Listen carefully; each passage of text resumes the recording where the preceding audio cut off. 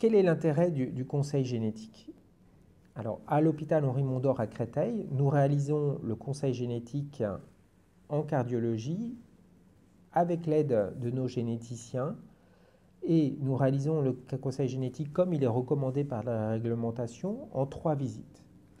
La première visite, nous allons rencontrer les familles de patients, donc qui sont les enfants ou les frères et sœurs de patients déjà malades d'une amylose cardiaque à transthyrétine héréditaire, et nous allons donc les rencontrer avec 3 acteurs. Premièrement, le généticien qui va expliquer à la famille et donc au sujet sain l'hérédité, la composante héréditaire de la maladie, le risque d'avoir éventuellement récupéré le mauvais gène. Deuxièmement, ils vont rencontrer donc le cardiologue, donc moi-même, où on va pouvoir leur donner une information qui va être spécifique à leur amylose, mais également à la mutation que leur proche a. Et ça, c'est très important. C'est-à-dire que dans l'amylose cardiaque à transthyrétine héréditaire, il y a plus de 120 mutations qui sont connues, et il faut que cette information se fasse par rapport à la mutation. C'est-à-dire qu'on ne va pas donner la même information à la famille si une mutation est en position 122 du gène, donc d'une valine 122 mutée en isoleucine, ou une valmet 30 ou une sérine 77 tyrosine, et donc on va donner une information qui est spécifique.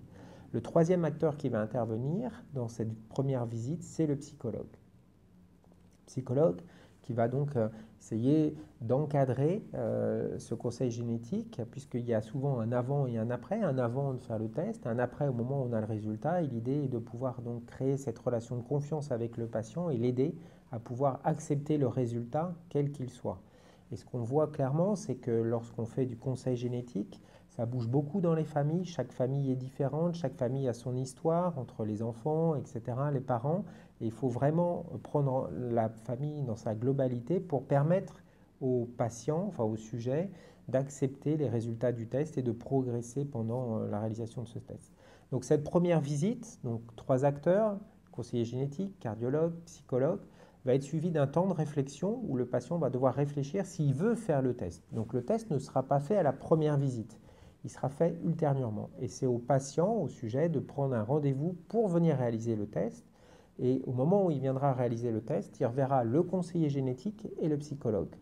Enfin, la troisième visite, qui prend à peu près entre 1 et 3 mois, pour nous permettre de faire l'analyse génétique, il y aura donc un troisième rendez-vous où ça sera le cardiologue, donc moi-même, qui donnera le résultat au patient et qui lui expliquera le reste de la démarche. Donc si le test est négatif, évidemment, ça s'arrête là. Si le test est positif, à ce moment-là, en fonction de l'âge du patient et de la mutation, on verra si on enclenche un bilan et une suite en fait à la prise en charge.